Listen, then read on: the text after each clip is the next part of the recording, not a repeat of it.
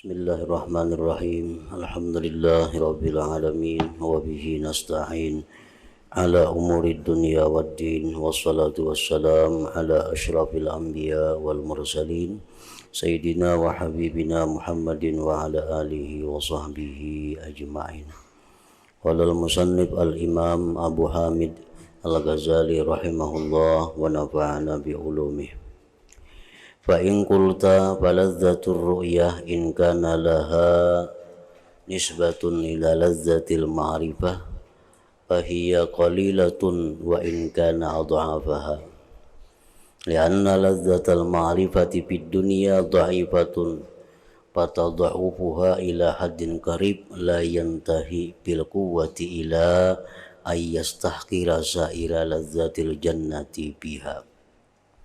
Fa'alam anna hadzal istihqara li lazzatil ma'rifah sadara minal khuluwi anil ma'rifah. Faman khala anil ma'rifati kaifa yudriku lazzataha. Wa in intawa ala ma'rifatin dha'ifatin wa qalbuhu mashhunun bi'alaikid dunya fa kaifa yudriku lazzataha. Falil arifin bi ma'rifatihim wa fikratihim wa munajatihim lillahi ta'ala lazzatun law uridat alaihimul jannatu fid dunya badalan anha lam yastabdilu biha lazzatal jannah summa hadhihi lazzatu ma'a kamaliha la nisbata laha aslan ila lazzatil liqa wal musyahadah kama la nisbata li lazzati khayalil ma'syuq ila ru'yatih wala li lazzati istinsyaqi rawaihil at'imah asyahiyati ila zawqiha wala lilazzatil lamsi bil yad ila lazzatil wiqa ila akhirih. Makna atau arti dari perkataan Imam Ghazali rahimahullah wa nafa'ana bi ulumih.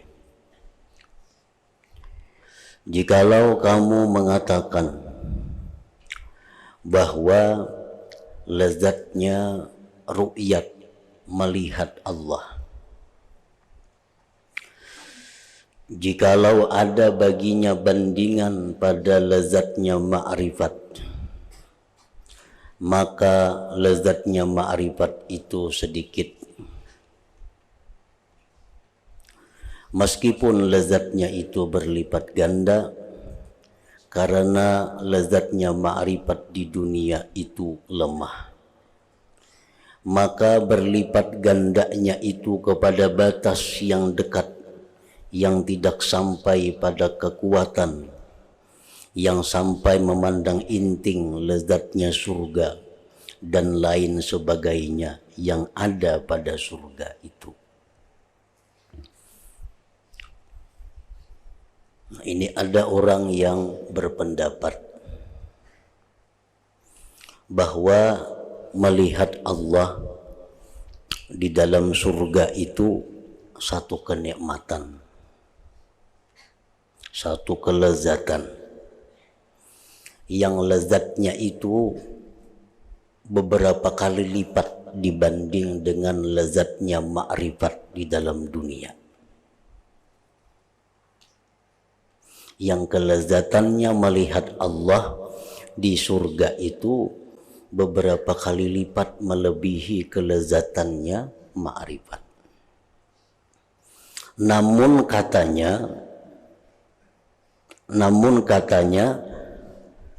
kelezatan melihat Allah itu kada sampai kepada memandang remeh kelezatan lain yang ada di surga itu. Maksudnya adalah akal orang ini kada menerima bahwa lezatnya memandang Allah di surga itu sampai-sampai meninggalkan kenikmatan-kenikmatan surga lainnya. Nah, ini kada kawa mencerna akalnya. Orang sedang lezat makan makanan yang nyaman, orang yang sedang merasakan lezatnya berkumpul dengan bidadari, itu kalah dibandingkan dengan lezatnya memandang Allah. Nah, itu ujarnya sulit untuk diterima akalnya.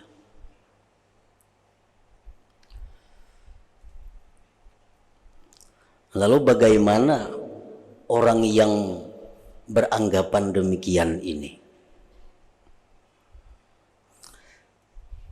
Maka ketahuilah, ujar Imam Ghazali, bahwa memandang inting pada lezatnya ma'rifat ini timbul dari kekusungan dari ma'rifat itu sendiri. Itu sebabnya. Memang kalau orang yang di dalam dunia ini ma'rifatnya kosong atau ma'rifatnya lemah,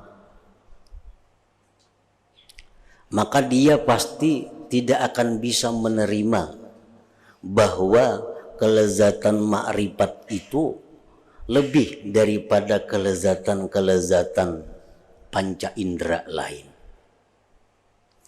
Orang yang di dalam hatinya ma'rifatnya lemah atau bahkan kosong, sulit ia menerima bahwa kelezatan ma'rifat itu melebihi dari kelezatan-kelezatan lain. Sulit dia menerima bahwa kelezatan memandang Allah di surga itu melebihi daripada kelezatan-kelezatan berkumpul dengan bidadari, berkumpul dengan segala macam yang disukai. Nah, memandang inting pada lezatnya ma'rifat ini timbul dari kekusungan dari ma'rifat itu sendiri. Orang yang kosong dari ma'rifat, maka bagaimana ia akan memperoleh kelezatannya? Nah, orang yang belum tahu ma'rifat itu kayak apa bisa merasakan lezatnya ma'rifat?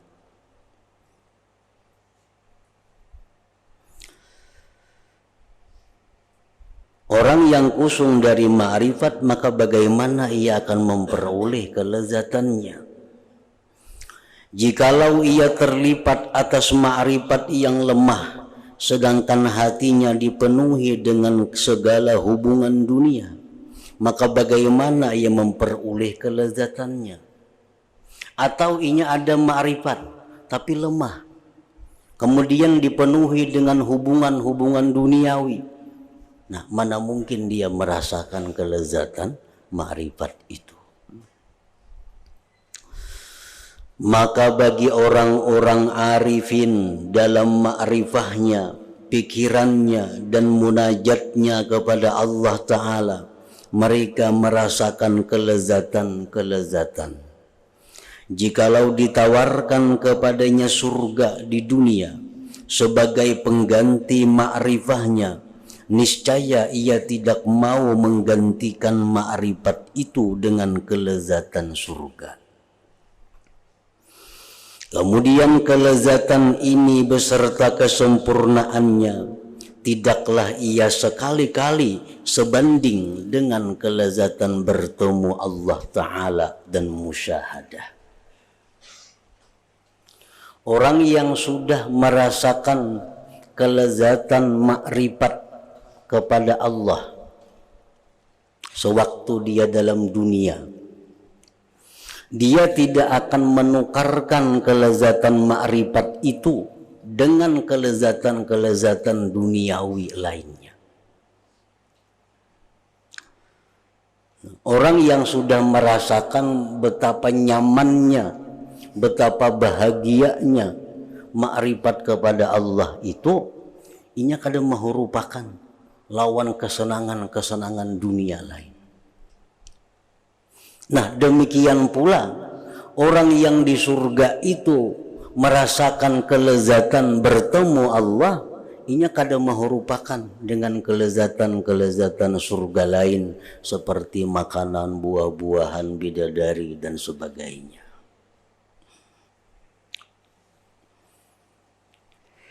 Sebagaimana tidak sebanding antara kelezatan bertemu dalam khayalan orang yang dirindukan dengan kelezatannya bertemu dengan melihatnya.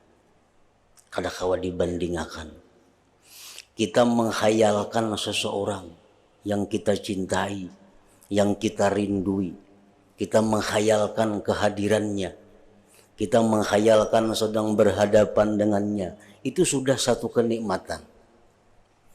Hanya berupa menghayal. Nah, apalagi jikalau sudah bertemu langsung, kadang-kala dibandingkan kenikmatan khayalan itu dengan kenikmatan bertemu langsung itu, kadang-kala dibandingkan.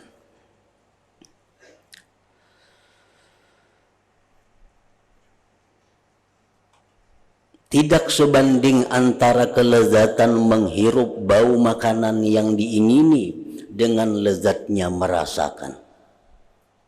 Nyamannya bau nih, mendengur bau makanan, itu sudah nyaman. Begitu kita rasai, luar biasa nyamannya. Kadang-kala dibanding antara mencium bau itu nyaman dengan merasakan langsung. Kadang-kala dibanding kenyamanannya. Nah, demikian pula kadang-kala dibanding kenyamanannya ma'rifat dalam dunia ini dengan melihat langsung kepada Allah di surga itu. Kalau ma'rifat dalam dunia sudah merupakan kelezatan yang paling tinggi, maka melihat Allah itu kelezatan yang luar biasa, yang tidak ada bandingnya dengan apapun. Dan tidak sebanding pula antara lezatnya bersentuh dengan tangan dengan lezatnya bersetubuh. Kadang-kala dibandingkan. Nah, jadi artinya apabila kita ini sulit menerima ma'rifat itu nyaman, sulit kita mencerna, memaham bahwa ma'rifat itu lezat daripada segala kelezatan dunia, itu menunjukkan bahwa kita belum punya ma'rifat, atau punya tapi lemah dan dipenuhi dengan kesibukan-kesibukan duniawi lainnya, sehingga kita menganggap remeh nikmat lezatnya ma'rifatullah itu.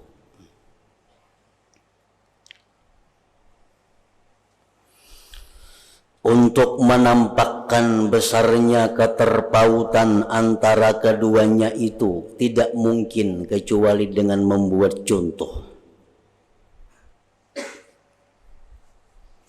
Contoh. Jadi yang jadi permasalahan kita ini adalah kelezatan memandang Allah di surga itu beberapa kali lipat dari kelezatan ma'rifat dalam dunia. Beberapa kali lipat. Sedangkan ma'rifat dalam dunia ini sudah merupakan paling lezat yang ada dalam dunia. Nah, memandang Allah di surga lebih dari itu, beberapa kali lipat lebihnya daripada lezatnya ma'rifat. Nah, untuk supaya jelas perbedaannya, terpautnya itu, Imam Ghazali mengulahkan contoh supaya kita kaum memaham kayak apa perbedaan lezat antara ma'rifatullah fid dunia dengan ru'yatullah fil jannah, dengan melihat Allah di surga. Kalau ma'rifat sudah puncak kenikmatan dunia, apalagi melihat Allah di surga. Berapa kali lipat kira-kira kenikmatannya? Kadang-kala dihitung, kadang-kala dihingga. Nah, contohnya seperti berikut. Sidin mencontohkan dengan alam panca indera, dengan alam yang kelihatan dengan mata kepala.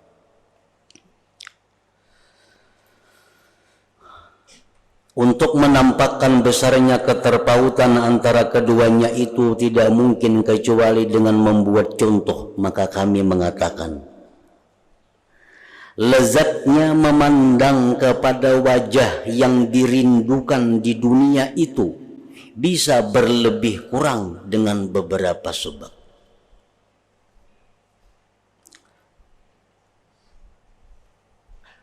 Memandang wajah orang yang dirindukan,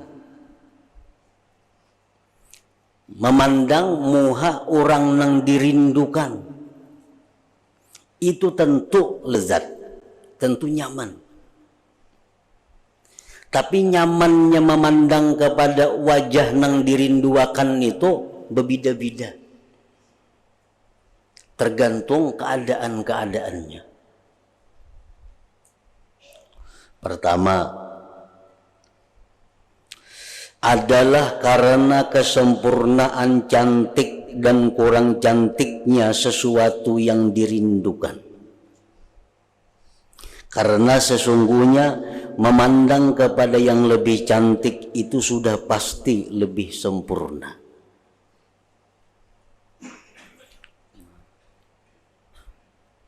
Indahnya wajah yang dipandang itu mempengaruhi derajat kelezatan memandang. Mempengaruhi. Makin indah wajah yang dipandang itu, makin menambah kelezatan. Itu sudah nyata. Makin bungas nang dilihat itu, makin menambah kelezatan.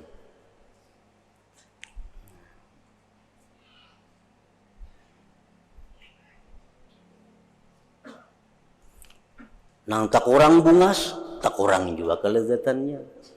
Kurang lagi bungasnya, kurang lagi kelezatannya. Nah, jadi kelezatan memandang kepada wajah yang dirindukan itu salah satu sebabnya adalah perbedaannya itu indah cantiknya wajah yang dirindukan itu.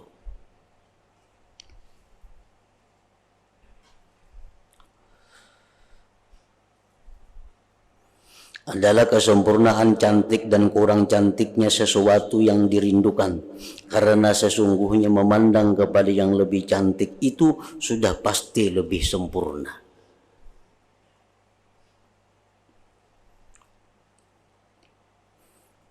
Yang kedua, karena sempurnanya kekuatan cinta, syahwat dan kerinduan, maka tidaklah kelezatan orang yang sangat kuat kerinduannya seperti kelezatan orang yang lemah keinginan dan kecintaannya. 10 tahun kita sudah merinduakan. 10 tahun merinduakan. Begitu kita bertamu, tentu lebih lezat, lebih nyaman daripada kita hanya merinduakan setahun. Nah, kita misal ada bisa kekasih, ada beisi kula, nang 10 tahun sudah kita kada bertamu. Tentu hati kita rindu, luar biasa rindunya. Nah, begitu kita bertamu, tentu kenyamanannya pun luar biasa. Nah, imbah itu pulang nang kita rinduakan 10 tahun tadi, 6 bulan datang pulang sidin, bakurang tuh nyamannya. Kenapa? Karena sudah kurang rindunya. Sudah kurang rindunya. Kayaknya sebulan bertamuan pulang, makin kurang lagi rindunya, makin kurang pulang nyamannya. Nah, jadi nyamannya bertemu seseorang itu sangat tergantung dengan kuatnya kerinduan kita. Makin sangat rindu, makin sangat nyaman bila bertemu.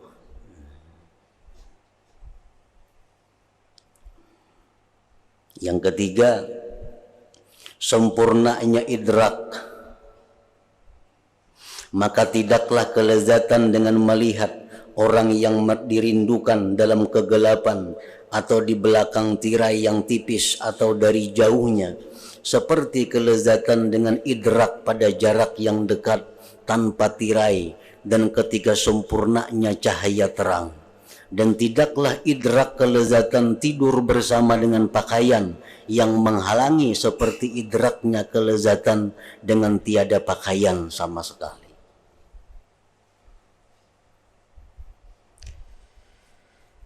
Nah, orangnya yang dirinduakan ini sangat bungas. Satu. Yang kedua, sudah sekian lawas merinduakan ini. Yang ketiga pulang, waktu bertemu itu kada ada halangan. Kada ada halangan. Amun begitu bertemu, lampu pajah, kada melihat napa-napa lagi. Walaupun orangnya saling bungasan, walaupun berpuluh tahun merinduakan, begitu bertemu, pajah lampu, kada melihat napa-napa lagi. Kada nyaman. Ini kada sempurna idraknya. Matanya melihat jelas, keadaannya terang benderang, Nah itu menambah juga terhadap kelezatan pertemuan itu.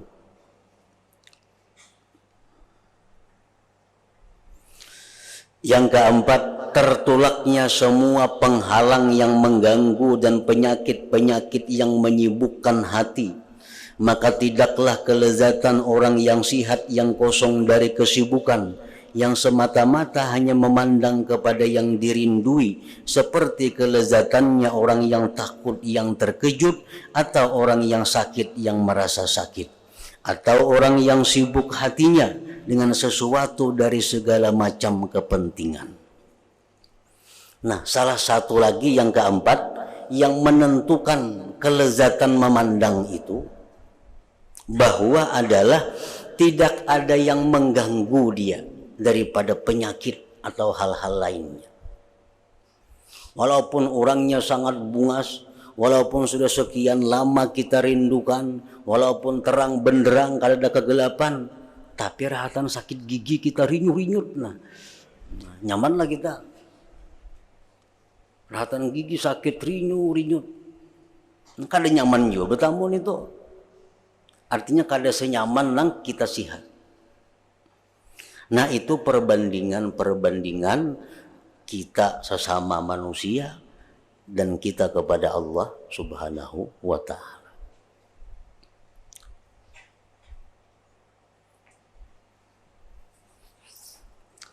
Maka takdirkanlah olehmu seseorang yang rindu, yang lemah kerinduannya. Rindu tapi lemah, bebaya rindu, yang mana ia memandang kepada wajah seseorang yang dirindukannya. Rindunya sudah bebaya rindu, imbah itu pulang di balik tirai yang tipis, berdinding pulang, berdinding. Dari jauh pulang dengan sekira-kira tercegah memandang dari terbukanya hakikat rupa, karena ada tirai, mana jauh. Pada tempat yang telah terkumpul atasnya kala jingking dan lalat-lalat yang menyakitkan, mana banyak kala, mana banyak ular di situ.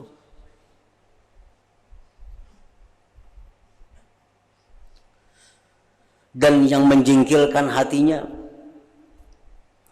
kita nih bebaya rindu lawan orang nih tuh, bebaya rindu aja cuma kada seberapa rindu.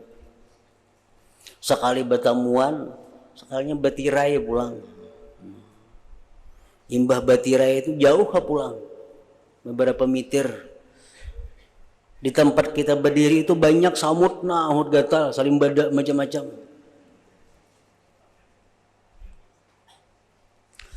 Maka dalam keadaan ini ia tidak terlepas dari kelezatan apa saja daripada musyahadah yang dirindukannya. Nah, dalam keadaan seperti itu tetap ada rasa lezat. Tetap ada rasa lezat. Walaupun bebaya rindu, walaupun ditirai, walaupun pulang di tempat kita berdiri banyak macam-macam yang mengganggu, tapi kita kalau melihat walaupun dengan samar-samar, itu sudah ada lezatnya, ada nyamannya. Maka jikalau secara tiba-tiba datang keadaan yang merubik tirai, nah, tiba-tiba datang keadaan yang merubik tirai, runtuh dindingnya, dan terang dengan keadaan itu cahaya dan terbuka daripadanya segala yang menyakitkan, dan tinggallah ia dalam keadaan selamat, kosong dari gangguan, dan datang atasnya syahwat yang kuat dan kerinduan yang melampau batas, sehingga ia sampai kepada tujuan yang penghabisan, maka perhatikanlah bagaimana berlipat gandanya kelezatan, sehingga tidak tertinggal lagi untuk yang pertama, di mana ada padanya perbandingan yang diperhitungkan. Kalau lagi dibandingkan, kita tadi melihat orang yang kita rindui itu, tapi di balik tirai. Di tempat kita melihat berdiri itu pulang banyak samut, sarimbada, kala macam-macam. Tapi karena kita memandang orang yang dirinduakan, walaupun di balik tirai, walaupun ada kala, ada macam-macam, rasa nyaman itu pasti ada. Ada nyamannya. Nah, parahatan itu tiba-tiba tirainya hilang. Cahaya jadi terang. Samud salimbada, kala semuaan hilangan. Dan kita semakin dekat dengan orang yang kita rindukan. Nah, kayak apa nyamannya dibanding lawan yang pertama tadi? Kada kawa dibandingkan. Kada kawa dibandingkan nyamannya. Mana baparak kawa, batirai kada lagi, samud salimbada kada ada lagi. Nah, kada kawa dibandingkan lagi. Kayak apa nyamannya dibanding lawan yang pertama tadi.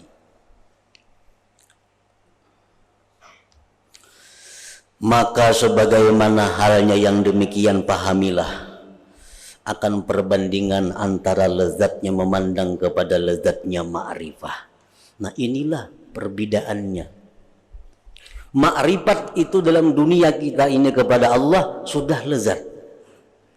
Kayak apa lezatnya kita memandang Allah di surga dibanding lawan ma'rifat, kada kawa dibanding kelezatannya. Ma'rifat saja sudah lezat, apalagi memandang langsung kepada Allah di surga. Maka tirai yang tipis itu adalah perumpamaan badan dan kesibukan-kesibukannya.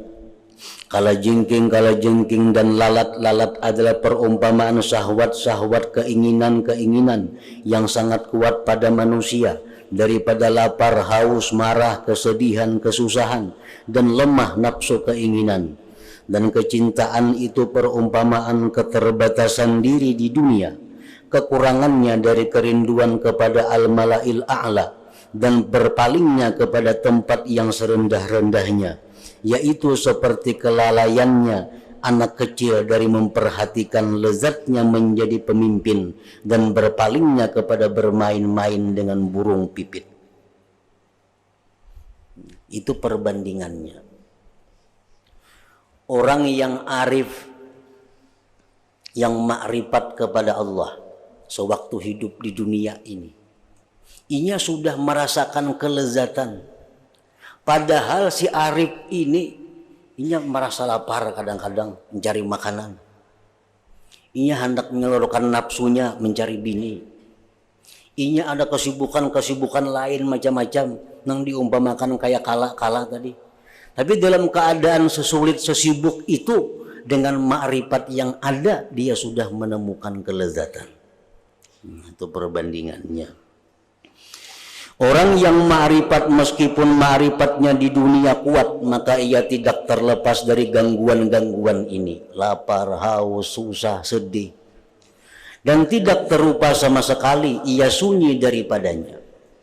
Tetapi terkadang lemahlah penghalang-penghalang ini pada sebagian keadaan-keadaan, dan tidak akan terus-menerus selamanya.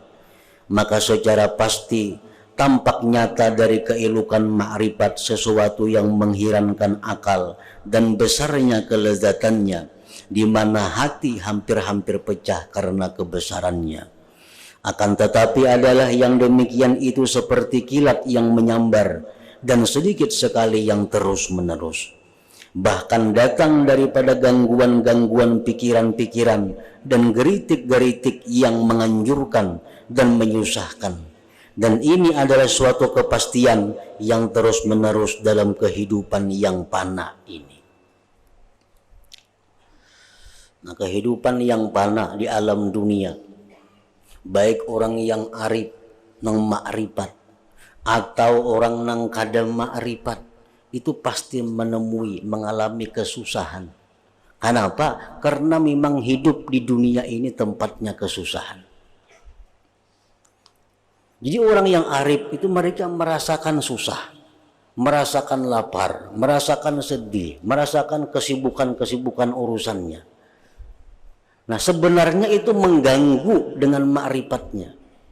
Tetapi tetap mereka merasakan nyaman ma'rifat itu. Nah, begitu mereka sampai di surga, gangguan-gangguan itu kan ada lagi. Langsung bisa dengan tenang melihat Allah. Nah, kada kawa dibanding Lezatannya melihat Allah di surga itu dengan ma'rifat yang telah ia rasakan di alam dunia ini.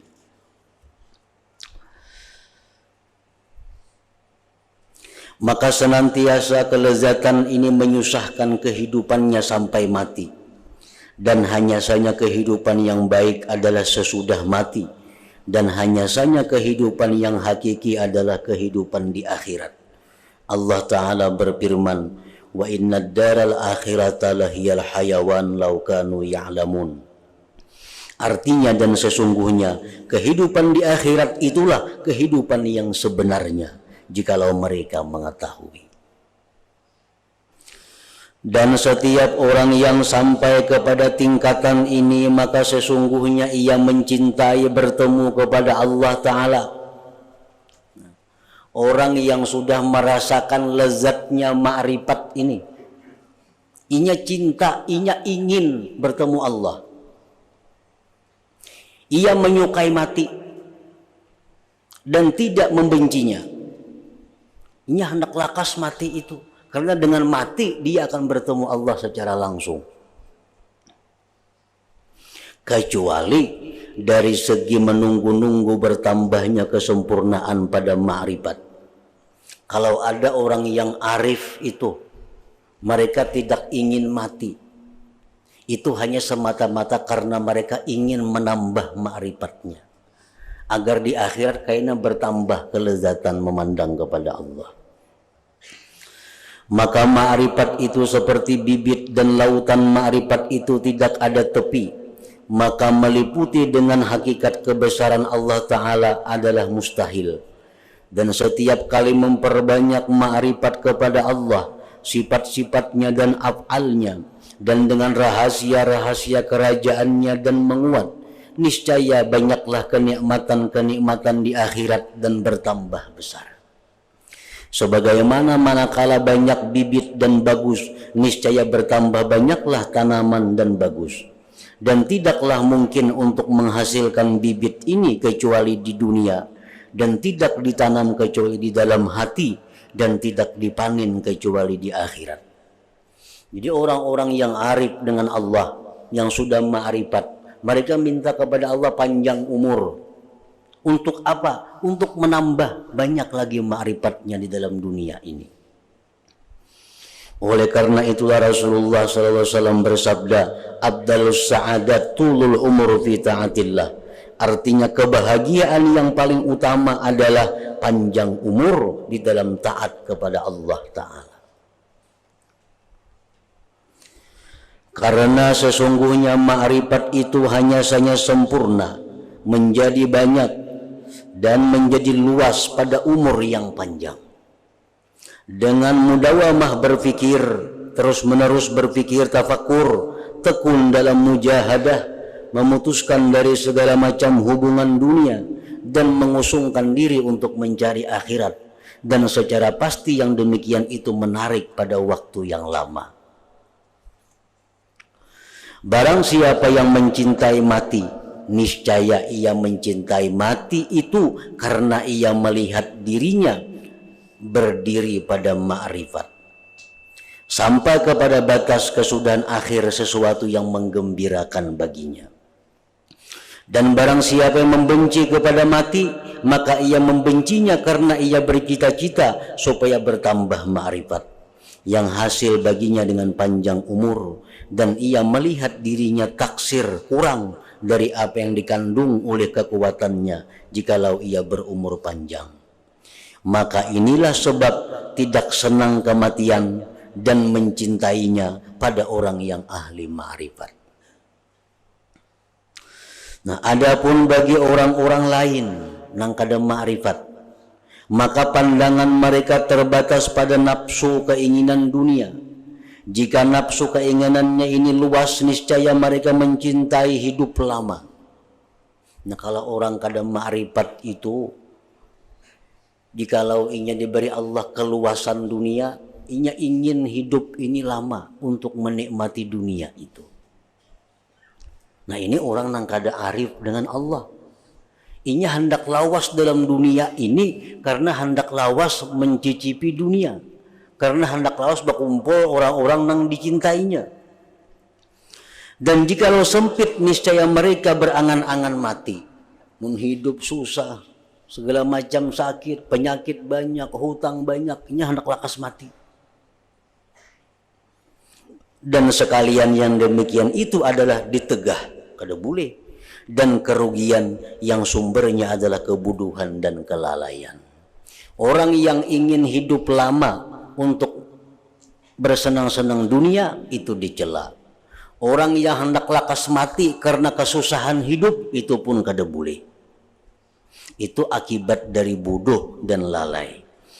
Bodoh dan lalai adalah tempat tumbuhnya segala kesengsaraan. Ilmu dan ma'rifah adalah sebab setiap kebahagiaan.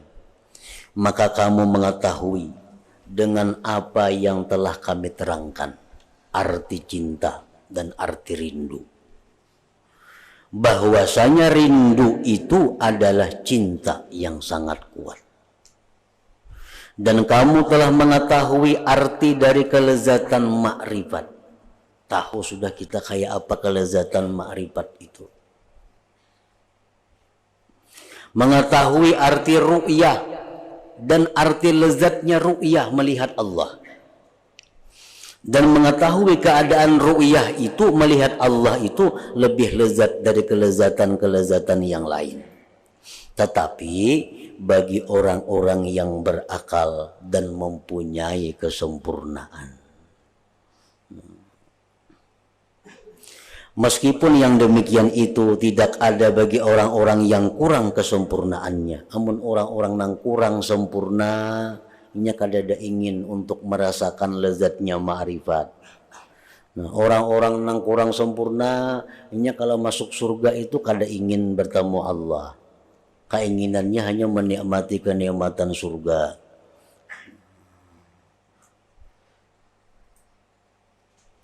Sebagaimana tidaklah menjadi pemimpin lebih lezat daripada lezatnya makanan bagi anak kecil. Anak kecilnya ada beliur jadi pemimpin, yang dipikirkannya makanan, bermain. Nah, sama halnya dengan kita orang yang dewasa ini.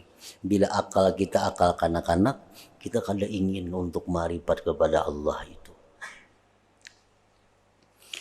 Jikalau kamu bertanya, ru'yah melihat Allah ini tempatnya di hati ataukah di mana pada akhirat? Nah, di surga kaina tuh melihat Tuhan tuh lawan mata ini kah atau lawan mata hati kah? Ketahuilah bahwasanya ulama berbeda pendapat dalam masalah ini. Dan orang-orang yang bermata hati mereka tidak menoleh kepada perbedaan ini dan mereka tidak memandang kepadanya. Kalau orang-orang nambah akalnya kadang mempersoalkan melihat tuh lawan mata atau mata hati. Ini kadang menyoalkan itu. Bahkan orang yang berakal ia memakan sayur-sayuran dan ia tidak menanyakan dari tempat tumbuhnya sayur-sayuran itu. Orang yang ingin melihat kekasihnya yang dirindukannya, niscaya ia disibukkan oleh kerinduannya itu dari memperhatikan bahwa melihatnya itu diciptakan pada matanya atau pada dahinya. Akan tetapi yang ia maksudkan adalah melihat dan kelezatannya. Baik cara melihatnya itu dengan mata atau dengan yang lainnya. Karena bahwasanya mata itu adalah tempat dan wadah yang tidak dipandang kepadanya dan tidak ada hukum baginya. Dan yang benar padanya bahwasanya kudrat azaliyah itu luas. Maka tidak boleh kita menghukumkan atasnya dengan cara yang pendek dari salah satu dua hal. Ini adalah pada hukum boleh. Adapun yang terjadi di akhirat dari hal-hal yang boleh, maka ia tidak diidrakkan, tidak diperdapati kecuali dengan mendengari Al-Quran atau kalam Rasul Sallallahu Alaihi Wasallam. Nah, di akhirat itu kayak apa kita memandang Allah? Apakah dengan mata atau dengan hati? Itu kada kau menjawab selain daripada mengambil Al-Quran, mengambil kalam Rasul. Al-Quran apa menjelaskan? Apakah dengan mata atau mata hati? Hadis Nabi bagaimana menjelaskan dengan mata atau mata hati? Nah, itu yang kita ambil. Nah, Al-Quran menjelaskan, hadis menjelaskan bahwa kita di dalam surga itu melihat Allah dengan mata kepala. Ila rabbiha nazirah, kepada Tuhannya nazirah, memandang. Al-Quran, hadis Nabi, innakum satarawna rabbakum, bahwa kalian nanti akan melihat Tuhan kamu di surga, ujar Nabi. Nah, pengertiannya dengan mata kepala. Dan yang benar adalah apa yang telah nampak bagi ahlu sunnah wal jamaah dari dalil-dalil syara, bahwasanya ru'yah itu diciptakan pada mata. Nah, mata kepala. Kalau di dunia kita bisa melihat Allah dengan mata hati, maka di surga kita melihat Allah langsung dengan mata kepala kita.